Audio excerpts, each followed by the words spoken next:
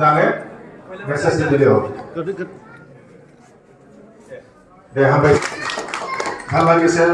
लोगोसे एसेजे थानि बजायदियो आफा बुंना अजय सुब्बा रेडि जाना थादो सभापुर बिदुर अधिकारी आफा बुंना होना प्रमाद बर लं लिप प्रमाद बर लं लिप दिनै जों निसिमा ब्लक UPPL कमिटिनि सामलायनायाव नैबे निसिमा ओनसोलनि बे खैला मैला होननायाव कमिउनिटि हलावहाय जों मोनसे निसिमा ब्लक कमिटिनि सामलायनायावहाय मोनसे लाइमोनफोरनो स्कलारशिपनि अनसुंथाइ होनाय जादों। बेवहाय जोङो गासै 200 जन स्टुडेन्टसफोरनो छात्र छात्रीफोरनो जोङो 5,000 जोङो अनसुंथाइ होनाय जादों। बे जाहैबाय जोंनि BTR नि गियान सोरां बिथांखिनि आन्दारावहाय लोगोसे MP निफ्राय जोङो 21 जन माने छात्र छात्रीफोरनो 5,000 होदों। आरो लोगोसे दाखालि जोङो क'क्राझारावहाय माइनाव सोरां बिथांखिनि 7टा बेलेन्स दंबावोमोन जोंना 75,000 नि फार्स्ट किस्ति बे सेल्फ हेल्प ग्रुपनि बिथांमोननोबो जोङो दिनै 7टा चेकखौ जोङो 25,000 होनाय जादों। तो गतिके जोङो टटेल गासै 20टा जोंनि गियान सोरां बिथांखि 5,000 करि आरो 21टा जोंनि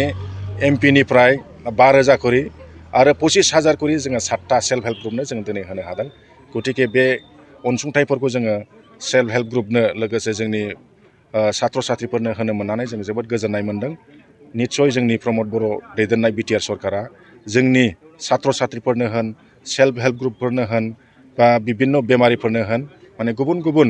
माने बिथांमोननि नांनाय बायदि आसनिफोरखौ होनानै जोंनि जनसाधारनफोरखौ मदद होबाय थानायखौ जों नुनो मोनदों आरोखि। जाय लाइमोनफोरा बे चेकखौ मोननो हाबाय बिथांमोनखौ गाज्रि हाबायाव बाहायालासिनो मोनसे फरायसानि जि नांगौ बे बुस्थुआव बाहायनो थाखाय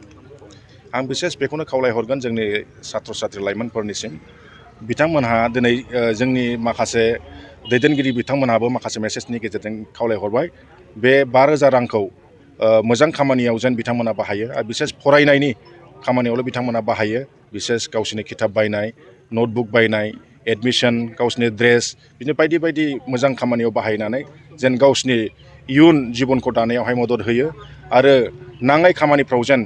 बे फैसाफोरखौ बाहाया बेनि थाखाय जोंनि दैदेनगिरि बिथांमोनाबो खावलायहरखाबाय आरो आंबो बेखौनो खावलायहरनो लुगैयो जाहाथे बिथांमोना गावसोरनि फरायनाय जिबनखौ मोजां खालामनानै जेन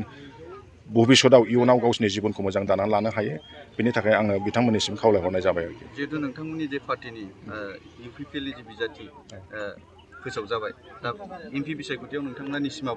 ब्लक हिसाबै नोंथांमोना माबायदि बाहागो लागोन? जोङो नैबे फैबाय थानाय क'क्राझार लकसभा बे MP बिसायख'थियावहाय जोंनि निसिमा हिसाबै जोङो बेखौनो गोख्रोङै बाहागो लानो गोसो जादों आरो जोंनि निसिमा हिसाबै जों दानिफ्रायनो जोङो जयनिं जाबाय थानायखौ जोङो दाखालिनिफ्राय जों नुबाय थादों आरो दिनैबो जोंनिया 12 जनसो जोङो माखासे गुबुन दोलोफोरनिफ्राय जोंनि UPPL दोलोआवहाय जयेन जाफैनायखौ जों नुनो मोनदों। गतिके जों बेफोरजोंनो नुनो हायो जोंनियाव दिने दिन सानफ्रामबो जोंनियाव जयनिं हाबाफारिया सोलिगासिनो दं आरो जोङो लैहोर जोंनि नैबे मा होनो फैबाय थानाय इलेक्सन दिनखौ जोङो जाक जमगै बहुद रंजानायजों फुर्तिजों मोनसे दोहौजों जोङो होनो सानदों आरो जों बेवहाय माने सोरखौबा गिनाय सोरखौबा माने फासयनाय